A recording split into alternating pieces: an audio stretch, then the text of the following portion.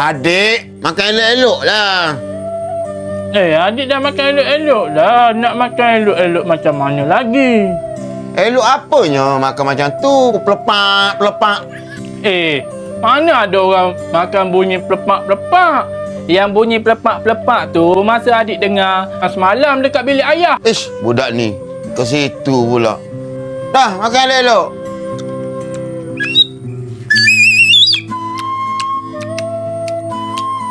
Adik, makan jangan bunyi. Adik makan elok dah, tak bunyi pun. Adik tahu tak kalau zaman ayah dulu makan bunyi macam tu, dah kena getah pahit tau. Iyalah, itu lama ayah. Memang kenalah. Menjawab pula budak ni.